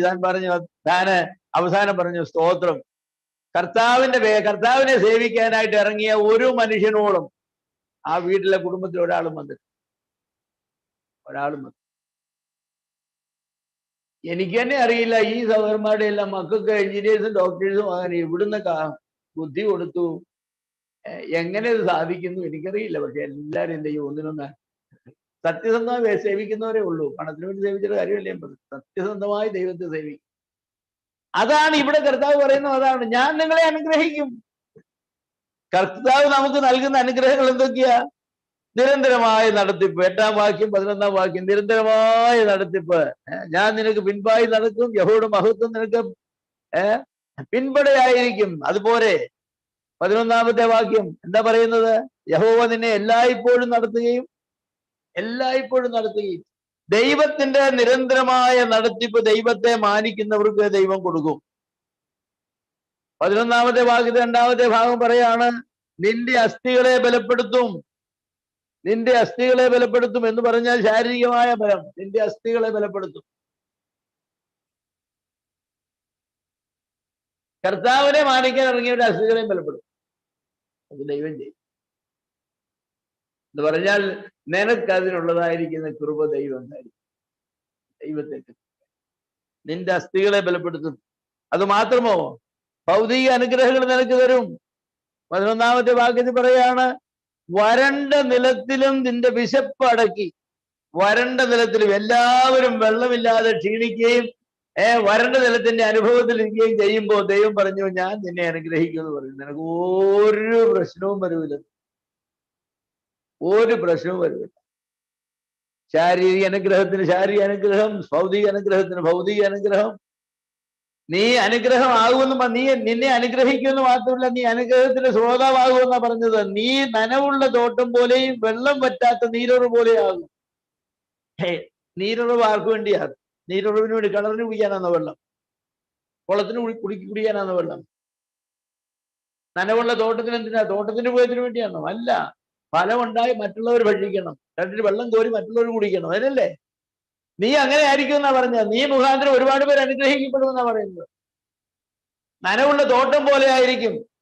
ചില തോട്ടത്തിൽ കൂടെ പോയാല് ഇന്നത്തെ കാലത്ത് തെങ്ങിന്റെ തോപ്പാകട്ടെ, അല്ലെങ്കിൽ മങ്കുസ്തി ആകട്ടെ, അല്ലെങ്കിൽ റംബുട്ടാനാകട്ടെ, പിന്നെന്തൊക്കെയായിരുന്നുള്ളത്, ഓരോ തോട്ടങ്ങളിൽ കായ്ച്ചു കിടക്കുന്നത് കണ്ടാൽ അത് ആ മരങ്ങൾ അതിൽ ഒരെണ്ണം പോലും തിന്നുന്നില്ല, ഓരോരുത്തരും പറിച്ചുകൊണ്ട് പോയി തിന്നില്ല. അതുപോലെ ഓരോ സ്ഥലത്തെ കിണറുകളിലെ വെള്ളം ദൈവമക്കളെ അങ്ങനെയാക്കും. നിനക്ക് അനുഗ്രഹം തരുമെന്ന് മാത്രമല്ല, നിന്നെ മറ്റുള്ളവർക്ക് ഒരു അനുഗ്രഹമാക്കി മാറ്റും.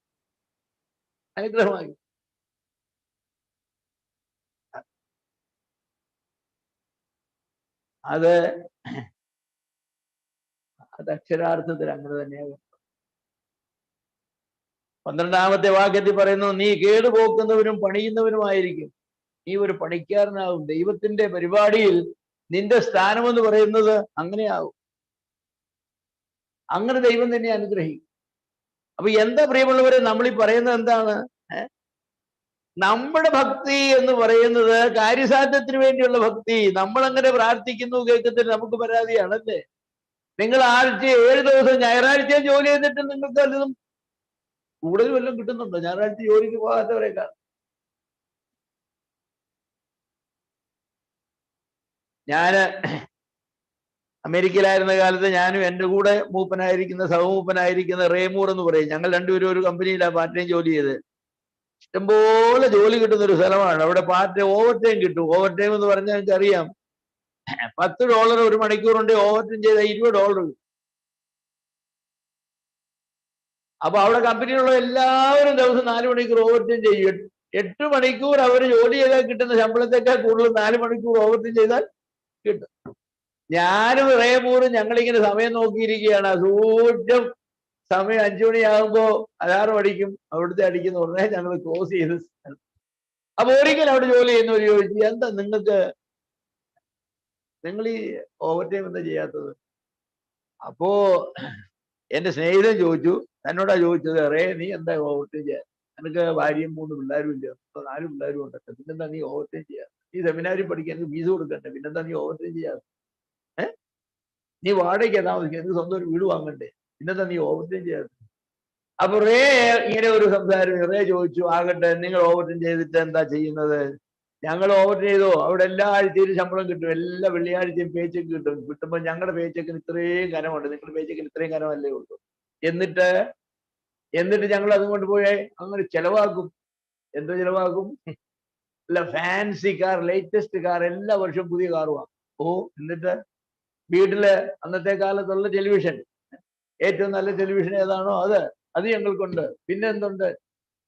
സെൻട്രൽ എയർ കണ്ടീഷൻഡ് വീടുണ്ട്. പിന്നെ എന്തുണ്ട്?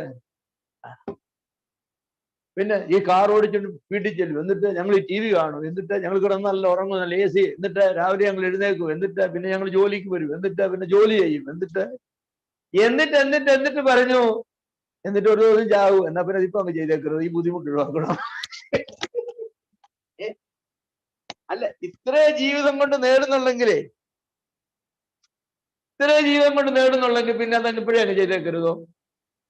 അപ്പൊ റേയോട് ചോദിച്ചു, നീ എന്തോ ചെയ്യുന്നു ചോദിച്ചു. ഞാൻ എന്റെ വീട്ടിൽ ചെല്ലും, പിന്നെ എനിക്ക് ഭാര്യയുണ്ട്, 4 മക്കളുണ്ട്, ഞങ്ങൾ ഒരുമിച്ച് നിൽക്കും. ഞങ്ങളുള്ളത് എന്താണ്, ഇച്ചിരി സൂപ്പോ സാൻഡ്വിച്ചോ വലിയ കാണത്തുള്ളൂ, അത് ഞങ്ങൾ കഴിക്കും, ഞങ്ങൾ പാട്ട് പാടും, ഞങ്ങൾ ദൈവത്തെ സ്തുതിക്കും, ഞങ്ങൾ ബൈബിൾ വായിക്കും, ഞങ്ങൾ പള്ളിയിൽ പോകും, ഞങ്ങൾ പ്രാർത്ഥനയോത്തിന് പോകും.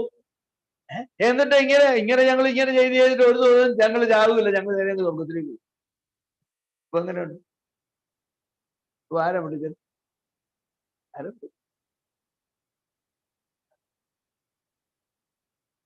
ഈ ദർശനം ഇല്ലാത്തവർക്കൊന്നും ഒക്കില്ല. ആ ദർശനം എല്ലാവർക്കും ഒന്നും ഇല്ല. ഈ രക്ഷിക്കപ്പെട്ടു എന്നൊക്കെ പറയുന്നതൊക്കെ ശരിയാണ്. നിങ്ങൾ രക്ഷിക്കപ്പെടാത്തവരാണ്. രക്ഷിക്കപ്പെട്ടു എന്ന് പറയുന്നത് ശരിയാ, സ്നാനപ്പെട്ടു എന്ന് പറയുന്നത് ശരിയാണ്, കർത്താവ് വരും എന്നുള്ളത് ശരിയാണ്, നിങ്ങൾ സ്വർഗത്തിൽ പോകുന്നുള്ളത് ശരിയാണ്. പക്ഷെ സ്വർഗത്തിൽ ചെന്നിട്ട് കണ്ടീഷൻ എന്താന്നുള്ളതാണ് ഇനി അറിയേണ്ടത്. അത് കണ്ടുപിടിച്ചോളൂ. അങ്ങ് ചെല്ലുമ്പോൾ കണ്ടുപിടിക്കുക എന്താണ് അവിടുത്തെ കണ്ടീഷൻ. അപ്പോ ദൈവം പറയാണ്, എന്താ പറയുന്നറിയാമോ?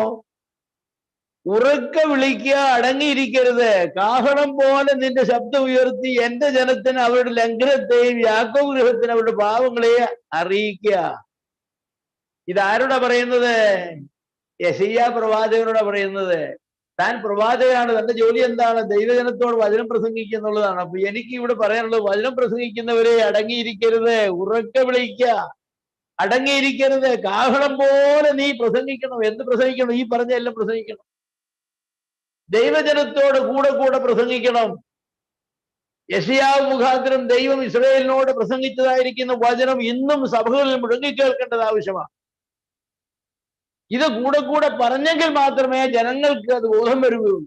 ജനങ്ങളുടെ ഒരു പ്രത്യേകത ഏതാണ്? ആദ്യത്തെ പ്രാവശ്യം പറഞ്ഞാൽ അവരുടെ വേറെ ജോലിയൊന്നുമില്ല പറയും. അതേ കാര്യം രണ്ടാമത്തെ ആഴ്ച പറഞ്ഞാൽ പറയും വെറുതെ ബോറടിച്ചു, വേറൊന്നും ഇല്ലെന്ന് പറയാൻ. മൂന്നാമത്തെ ആഴ്ച അല്പസത്യം ഉണ്ടെന്ന് തോന്നില്ലേ അത് പറ. അതെന്താ? ഞാൻ കുറച്ച് ചില കാര്യങ്ങൾക്ക് വേണ്ടി പ്രാർത്ഥിച്ചിട്ട് ദൈവം പ്രാർത്ഥന. ഞാൻ വലിയ കാര്യമായിട്ട് എൻ്റെ മക്കളെയൊക്കെ വളർത്തി ഒരുപാട് നല്ല സുഖമായിട്ട് അവരെ ജീവിക്കുക, അവർക്കൊരു ബുദ്ധിമുട്ട് വരാതെ അവരെ സ്വർണ്ണ സ്പൂൺ കൊണ്ടാണ് വളർത്തി. എന്നിട്ട് എന്താണെന്നറിയില്ല, ഒന്നും ശരിയല്ല. 10 പൈസ അപ്പനും അമ്മയ്ക്കും കൊടുക്കാത്ത മക്കളുണ്ട്. അവരെയൊക്കെ പഠിപ്പിച്ചു വിട്ടിട്ടുണ്ട്. 10 പൈസ മക്കൾക്ക് കൊടുക്കാത്ത. എൻ്റെ കുടുംബത്തിൽ എൻ്റെ അപ്പച്ചൻ്റെ ചേട്ടനുണ്ടായിരുന്നു. അദ്ദേഹം MLA ഒക്കെ ആയിരുന്നു, ദീർഘകാലം പഞ്ചായത്ത് പ്രസിഡന്റ് ആയിരുന്നു, MLA ആയിട്ട് ഇരുന്നൊക്കെ ആളാണ്. അപ്പൊ അദ്ദേഹത്തിന്റെ ഭാര്യ എൻ്റെ അമ്മയോട് പറഞ്ഞു, പെണ്ണമ്മേന്ന് അവിടെ കയറി, പെണ്ണമ്മ നീ എന്തോ ഒരു ഭാഗ്യശാലി അത്യാവശ്യം.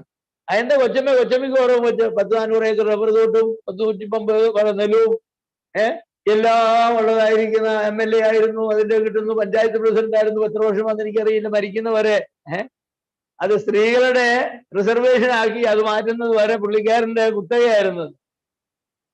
കൊച്ചമ്മയ്ക്ക് എന്നാ കുഴപ്പമെന്ന് പറയാം? എന്റെ മോളെ മൂത്തവൻ ഡോക്ടറാ, രണ്ടാമത്തെ എഞ്ചിനീയറാ, മൂന്നാമത്തെ സയന്റിസ്റ്റാ, ഇതുവരെ എടി ഒരു മുട്ടായി വാങ്ങിച്ചിട്ട് തന്നിട്ട് നിന്റെ മക്കളൊക്കെ വരുമ്പം നിനക്ക് കെട്ടുകണക്കിന് സാധനം കൊണ്ട് തരികയും നീ അതൊക്കെ കഴിക്കുകയും ചെയ്യുന്നത് കാണുമ്പോൾ ഞാൻ അവിടെ നിന്ന് കരയാറ്. നിങ്ങളുടെ മക്കളെ ഒന്നും നിങ്ങൾ അങ്ങനെ കാര്യമായിട്ടൊന്നും ഹോസ്റ്റൽ നിർത്തിയൊന്നുമല്ല പഠിച്ചത്. അവരൊന്നും വണ്ടിയെ കയറിയല്ല കോളേജിൽ പോയത്. അവർക്ക് നടന്ന 8 കിലോമീറ്റർ പോയത്. ഒരു ചെരുപ്പ് പോലും ഇല്ലായിരുന്നു. ഈ കോളേജിൽ കയറിയതിനു ശേഷം എൻ്റെ കാലം ഒരു ചെരുപ്പ് കയറും. എന്നാലും എൻ്റെ അപ്പനും അമ്മയ്ക്കും ഞങ്ങൾ മക്കളൊക്കെ ഇഷ്ടംപോലെ കൊടുക്കുമായിരുന്നു, ഇഷ്ടംപോലെ. എന്നിട്ട് പറയാണ് ഞങ്ങളുടെ മക്കളെ ഞങ്ങൾ ഇങ്ങനെയൊക്കെ അവിടെ 10 പൈസ. എന്നാ അപ്പച്ച അമ്മച്ചി കൊടുക്കില്ല. കാരണം എന്താണെന്നറിയാമോ? ദൈവത്തെ മാനിക്കാതെയാണ് ഈ MLA മക്കളെ വളർത്തിയത്. ദൈവത്തെ മാനിക്കാതെ. നിരീശ്വരനൊന്നും ആയിരുന്നില്ല, പക്ഷെ ദൈവം ഉണ്ടോ എന്ന് ചോദിച്ചാൽ ഉണ്ടേ ഉണ്ട്, ഇല്ലേ ഇല്ല. അദ്ദേഹത്തിന് എന്റെ സഹായമൊന്നും വേണ്ട. എന്നോട് ചോദിച്ചിട്ടുണ്ട്, നീ പ്രസംഗിച്ച് നടക്കാനാന്ന് പോകുന്നത്, വെറുതെ ജീവിതം കളയരുത്, കാശൊക്കെ ഉണ്ടാക്കി ജീവിക്കുക. അപ്പൊ ഞാൻ പറയും, നമ്മൾ ദൈവത്തെ മാനിക്കാതെ നാം നമ്മുടെ സമ്പാദ്യം എല്ലാം വെച്ചിട്ട് മക്കളെയൊക്കെ ഇങ്ങനെ പഠിപ്പിച്ച് അവസാന കാലത്ത് എന്ത് ചെയ്യുന്നറിയാമോ? രാവിലെ വെള്ളം കോരി തരാൻ ആരും കാണില്ല. അല്ല, കണ്ടെന്ന് വരും, കണ്ടില്ലെന്ന് വരും, അതല്ല വിഷയം. ദൈവം മാനിക്കണമെങ്കിൽ ദൈവത്തെ മാനിക്കണം. ദൈവം മാനിക്കുന്ന വിഷയങ്ങൾക്ക് വേണ്ടി നമ്മൾ ജീവിക്കണം. അതുകൊണ്ട് എനിക്ക് പറയാനുള്ളത്, എന്റെ സമയമാവുകയാണ് പ്രിയമുള്ളത്. 2022 നാം എങ്ങനെ ജീവിച്ചു? നമ്മുടെ പരാജയങ്ങൾ ഉണ്ടെങ്കിൽ ആ പരാജയങ്ങളെ 2023 നാം ആവർത്തിക്കരുത്. നാം അവിടെ ഒരു ഫുൾ സ്റ്റോപ്പ് ഇടണം. സെമിക്കോളിനിട്ടല്ല പോകേണ്ടത്, ഒരു ഫുൾ സ്റ്റോപ്പ് ഇടണം. എന്നിട്ട് വേറൊരു ചാപ്റ്റർ തുടങ്ങണം, ഒരു പുതിയ ചാപ്റ്റർ എന്റെ ജീവിതത്തിൽ. ഞാൻ ദൈവത്തെ മാനിച്ച് ജീവിക്കാൻ പോകും. എന്റെ കാര്യസാധ്യത്തിന് വേണ്ടിയല്ല ഞാൻ. ചിലരുടെ മക്കളില്ലാതെ മക്കളുണ്ടാകാൻ വേണ്ടി, രോഗസൗഖ്യത്തിന് വേണ്ടി, വീടില്ലാത്തൊരു വീടുണ്ടാകാൻ വേണ്ടി, ജോലി കിട്ടാത്തൊരു ജോലിക്ക് വേണ്ടി, പെൺമക്കളുടെ കല്യാണത്തിന് വേണ്ടി, ഇതെല്ലാം ജീവിതത്തിന്റെ ആവശ്യമാണ്. ഏതാ ഇതിന് ആവശ്യമല്ലാത്തത്? മക്കൾ വേണ്ടേ? ജോലി വേണ്ടേ? വീട് വേണ്ടേ? മക്കൾ കല്യാണം നടക്കണ്ടേ? ഇത് ഏതാ ആവശ്യമില്ലാത്തത്? പക്ഷെ അതിനുവേണ്ടിയാണ് നിങ്ങൾ ദൈവത്തെ സേവിക്കാനായിട്ട് ഇറങ്ങുന്നെങ്കിൽ ഇതെല്ലാം നിങ്ങൾക്ക് കിട്ടും. പക്ഷെ അതെല്ലാം പാരയായിട്ട് അനുഗ്രഹത്തിൽ ചക്കിന് വെച്ച കൊക്കിന് കൊണ്ടെന്ന് പറയുന്ന പോലെ അതായിത്തീരും. അതുകൊണ്ട് അങ്ങനെ വരരുത്. കോഴഞ്ചേരി സഭയിലെ ഒരു വിശ്വാസിക്കും അങ്ങനെ സംഭവിക്കരുത് എന്നുള്ളതാണ് എൻ്റെ പ്രാർത്ഥനയും എൻ്റെ ആഗ്രഹവും. അതുകൊണ്ട് ദൈവം ഈ അധ്യായത്തിൽ പറഞ്ഞ കാര്യങ്ങളെ നാം വളരെ ശ്രദ്ധിച്ച് കേൾക്കണം. ദൈവം തന്നെയാ പറഞ്ഞത്. അവർ എന്നെ ദിനംപ്രതി അന്വേഷിച്ചു, എന്റെ വഴികളെ അറിയുവാൻ ഇച്ഛിക്കുന്നു, നീതി പ്രവർത്തിക്കുകയും ഞങ്ങളുടെ ദൈവത്തിന്റെ ന്യായം ഉപേക്ഷിക്കുകയും ചെയ്യാതിരിക്കുകയും ചെയ്തൊരു ജാതിയെ പോലെ. അങ്ങനെയാണ്, നല്ല കാര്യങ്ങളാ പറഞ്ഞത്. എങ്കിലും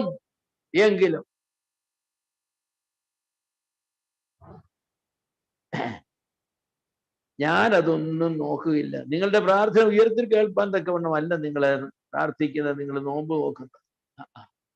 നിങ്ങളുടെ കാര്യാദികളെ നോക്കുകയും നിങ്ങളുടെ എല്ലാ കാര്യങ്ങളും ഭംഗിയായി നടക്കുകയും ചെയ്യണമെന്ന് ഉറപ്പ് വരുത്തിക്കൊണ്ടാണ് നിങ്ങളുടെ ഭക്തി. നിങ്ങളുടെ ഭക്തിയുടെ പിന്നിൽ കാര്യസാധ്യവും ഭൗതിക നന്മകളും. പ്രിയമുള്ളവരെ, അങ്ങനെ നമുക്ക് ജീവിക്കാതെ ഇരിക്കാം. ദൈവത്തെ മാനിച്ചുകൊണ്ട് ജീവിക്കാം. അപ്പൊ ദൈവം നമ്മെ മാനിക്കും. ജീവിതത്തിലെ ഏറ്റവും മഹത്വകരമായ കാര്യം ദൈവത്താൽ മാനിക്കപ്പെടുക എന്നുള്ളത്. ദൈവത്താൽ മാനിക്കപ്പെടുക. അങ്ങനെ ചില ആളുകളുണ്ട്, ദൈവം മാനിച്ച ഒരു കുടുംബമാണ് അവരെ കുറിച്ച് പറയും. ദൈവം മാനിച്ച ഒരു കുടുംബം. മക്കളെല്ലാവരും സുവിശേഷത്തിന് വേണ്ടി ജീവിക്കുന്നവരും, ദൈവദാസന്മാരെ സഹായിക്കുന്നവരും, ദൈവജനത്തെ സ്നേഹിക്കുന്നവരും, സഭയെ സ്നേഹിക്കുന്നവരും, കർത്താവിന് വേണ്ടി വാരി കൂടി കൊടുക്കുന്നവരും ഒക്കെയുള്ള ആളുകൾ. എന്തൊരു ഭാഗ്യമുള്ള ആളുകളാണ് അവർ. എന്തൊരു ഭാഗ്യമുള്ള ആളുകളാണ്. കോഴഞ്ചേരി സഭയെ അങ്ങനെ അനുഗ്രഹിക്കട്ടെ എന്നുള്ളതാണ് എൻ്റെ പ്രാർത്ഥന. ഞാനിത് പറഞ്ഞത് അനുഗ്രഹത്തിന് വേണ്ടിയാവാം. അനുഗ്രഹത്തിന് വേണ്ടി ദൈവം മാനിക്കുന്ന ഒരു സഭയായിട്ട് 2023 നമുക്ക് തീരും. ദൈവം പ്രാർത്ഥന കേൾക്കുന്ന ഒരു സഭയായിട്ട്, നമ്മുടെ ഭക്തിയും ഉപവാസവും ദൈവം മാനിക്കുന്നതായിട്ട്, അടിസ്ഥാനങ്ങളെ കെട്ടിപ്പൊക്കുന്നവരും കേടുപാടുകൾ പോക്കുന്നവരുമായിട്ട് നാം തീരും. നാം നനവുള്ള തോട്ടം പോലെ ആയിത്തീരും. നമ്മുടെ അസ്ഥികൾക്ക് ഘനം ദൈവം തരും. നമുക്ക് ബുദ്ധിക്ക് ബുദ്ധി, വിവേകത്തിന് വിവേകം, ജ്ഞാനത്തിന് ജ്ഞാനം, മക്കൾക്ക് മക്കളുടെ ജോലിക്ക് ജോലി, എല്ലാം കർത്താവ് തരും. പക്ഷെ നമുക്ക് വേണ്ടിയല്ല, കർത്താവിന്റെ മഹത്വത്തിന്, മറ്റുള്ളവർക്ക് അനുഗ്രഹത്തിന് വേണ്ടി.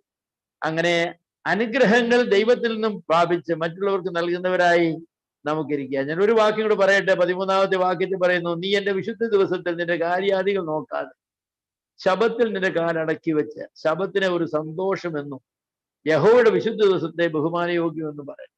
ഞായറാഴ്ച ജോലി ചെയ്യുന്നവരുണ്ട് കേട്ടോ. ഞായറാഴ്ച ജോലി കർത്താവിന്റെ ദിവസമാണ്.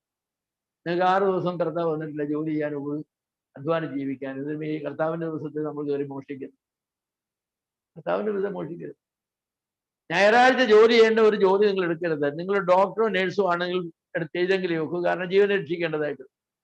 അല്ലാതെ ഒരു ജോലിയിലും ഉള്ളവർക്ക് ഞായറാഴ്ച ജോലി ചെയ്യേണ്ട ആവശ്യമില്ല. ഏത് തമ്പ്രാക്കൾ പറഞ്ഞാലും മതി, ഇല്ല ഞായറാഴ്ച ഇല്ല.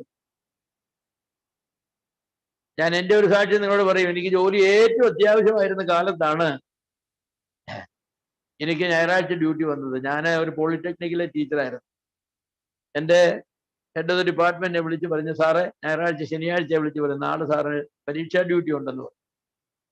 ഞാൻ മുഖത്ത് നോക്കി പറഞ്ഞു ഇല്ലെന്ന് പറഞ്ഞു. എനിക്ക് പരീക്ഷാ ഡ്യൂട്ടി കാണില്ല, രാവിലെ പള്ളിയിൽ പോകുന്നു. അയാൾ ഹിന്ദു, ആ സ്ഥാപനത്തിൽ ഒറ്റ ക്രിസ്ത്യാനിയേ ഉള്ളൂ, ഞാൻ ഒറ്റ ഒരാൾ. ഞാൻ ഇല്ലെന്ന് പറഞ്ഞു. ശരാജ് റിസിഗ്നേഷൻ എഴുതി തരാൻ പറഞ്ഞു. ഞാൻ പറഞ്ഞു തരൂല്ലെന്ന് പറഞ്ഞു. നിങ്ങൾ ഡിസ്മിസ് ചെയ്യണം. അങ്ങനെ ഞാൻ എന്ത് കുറ്റം ചെയ്തു? അയാളെ ജോലി എന്ന് പറഞ്ഞാൽ എൻ്റെ കുറ്റമാണോ? നിങ്ങളുടെ കുറ്റമാണ്, എനിക്ക് കുറ്റമുണ്ടെന്ന്. നിങ്ങളെ ഡിസ്മിസ് ചെയ്യാൻ പറഞ്ഞു.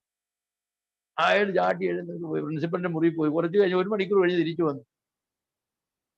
ഞാനവിടെ പ്രതീക്ഷിച്ചിരിക്കുക ഇപ്പൊ ഒരു മമ്മ വരുമെന്ന്. തിരിച്ചു വന്ന് എൻ്റെ കൂടെ ബാംഗ്ലൂർ വെങ്കിട്ടരാമൻ എന്ന് പറഞ്ഞൊരു സാറുണ്ട്. വെങ്കിട്ടരാമൻ സാബ് കലാം ഡ്യൂട്ടി കരക, നാളെ സാറ് ഡ്യൂട്ടി എടുക്കാമോ? എബ്രഹാം തോമസ് ഒരു സാറിന് പകരം ഞാൻ ചെയ്യാമെന്ന് പറഞ്ഞു. ഞാൻ 7 കൊല്ലം അവിടെ പഠിപ്പിച്ചു. 7 കൊല്ലം അയാൾ ചെയ്ത് ഡ്യൂട്ടി. ഞായറാഴ്ച ഞാൻ ഒരു ദിവസം ചെയ്തു. ശരിയായിട്ട് പോക്കറ്റ് വെച്ചിട്ട് ഞായറാഴ്ചയുള്ള ജോലി ചെയ്യും. നിങ്ങൾക്ക് പരീക്ഷ നടത്തുന്ന വേറെ ആളുകൾ പരീക്ഷ നടത്തിക്കുക, എന്നെ കിട്ടത്തില്ല. ഞായറാഴ്ച കർത്താവിനെ ആരാധിക്കും. അങ്ങനെയുള്ള ജോലി ഞാൻ എടുക്കത്തില്ല. അതൊരു ജോലി ഞാൻ എടുക്കും. നിങ്ങൾക്ക് അങ്ങനെ സാധിക്കുമെന്ന് എനിക്കറിയില്ല. അത് നിങ്ങളും ദൈവമായിട്ടുള്ള ബന്ധം. ഞാൻ പറഞ്ഞു ഡോക്ടറോ നേഴ്സോ ഒക്കെ ആണെങ്കിലും ചെയ്യണം. കാരണം എന്താ, ആശുപത്രി നടക്കണ്ടേ? ഹാർട്ട് അറ്റാക്ക് വരുന്നുള്ള നാളെ തിങ്കളാഴ്ച നോക്കാമെന്ന് പറയുന്നു. ഒക്കില്ല. അങ്ങനെയുള്ളവർക്ക് ചെയ്യണം. ദൈവം അങ്ങനെ പറഞ്ഞിട്ടുണ്ട്. കഴുത വീഴുകയാണെങ്കിൽ, ആളെ വീഴുകയാണെങ്കിൽ അതിനെ കയറ്റണമെന്ന് പറഞ്ഞിട്ടുണ്ട്. മനുഷ്യന്റെ ജീവൻ അതിനേക്കാൾ വിലയേറിയതാ. വേറെ ഒരു കാര്യത്തിനും വേണ്ട. 6 ദിവസം കൊണ്ട് നിന്റെ വേലയെല്ലാം തീർക്കണം. 7-ാം ദിവസം നീ വിശ്രമിക്കുക. ദൈവത്തിന്റെ ദിവസമാണ്. ഞായറാഴ്ച രാവിലെ 10 മണിയാകുമ്പോൾ എല്ലാ വിശ്വാസികളും ഒരുങ്ങി എന്ന് പറഞ്ഞാൽ നല്ല വസ്ത്രം ധരിച്ചെന്നല്ല, അതും വേണം. അതല്ലേ പറഞ്ഞു. പ്രാർത്ഥിച്ച് പാപങ്ങളൊക്കെ ഏറ്റു പറഞ്ഞ് ദൈവവചനം ധ്യാനിച്ച് പ്രാർത്ഥിച്ച് ദൈവസന്നിധി വരണം എല്ലാവരും. അതാണ് വേണ്ടത്. അങ്ങനെ നിങ്ങൾ ജീവിക്കുമ്പോൾ ദൈവം നിങ്ങളെ അനുഗ്രഹിക്കുന്ന നിങ്ങൾ ചെറിയ കാണും. നിങ്ങൾ പറയും, അപ്പൊ നിങ്ങൾ പറയും അയ്യോ എന്തോ ഒരു അനുഗ്രഹം എനിക്ക് നഷ്ടമായി പോയത്. അതെ, ഞായറാഴ്ച തിങ്കളാഴ്ച പരീക്ഷ ഉണ്ടെന്ന് പറഞ്ഞ് ഞായറാഴ്ച യോഗത്തിന് വരാത്തവരാണ്.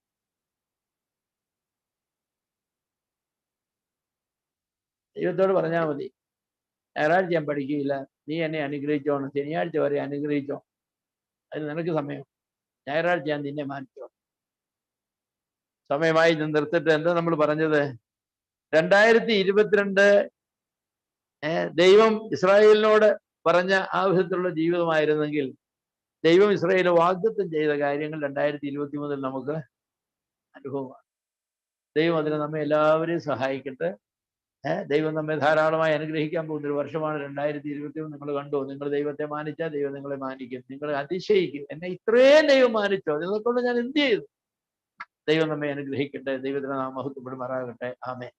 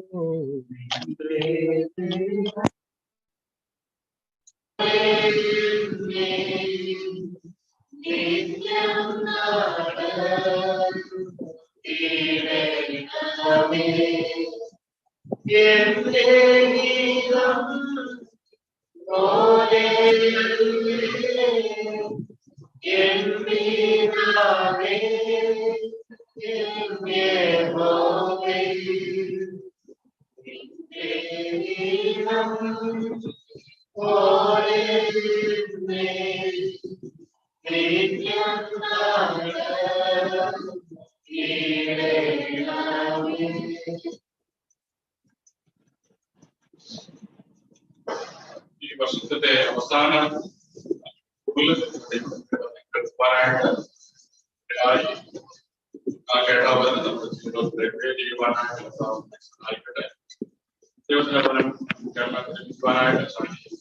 അയച്ചു കേട്ട വചനം നമ്മുടെ ജീവിതത്തിലെ ക്രിയ ചെയ്യുവാനായിട്ട് 2023 നമുക്ക് അനുഗ്രഹത്തിന്റെ ദൈവം നമ്മെ അനുഗ്രഹിക്കുന്ന ദൈവം നമ്മിൽ പ്രതീക്ഷിക്കുന്നതായിട്ടുള്ള അനുഗ്രഹം നമ്മുടെ ജീവിതത്തിൽ വരുവാനായിട്ട് ഇടയായി തീരട്ടെ. നമുക്ക് ഈ സമയത്ത് പ്രാർത്ഥിക്കാം. കേട്ട ദൈവവചനത്തെ ഓർത്തും ദൈവദാസനെ ഓർത്തും സഭയെ ഓർത്തും നമുക്ക് സമയത്ത് പ്രാർത്ഥിക്കാം. ഹനാനി ഈ സമയത്ത് പ്രാർത്ഥിക്കാം.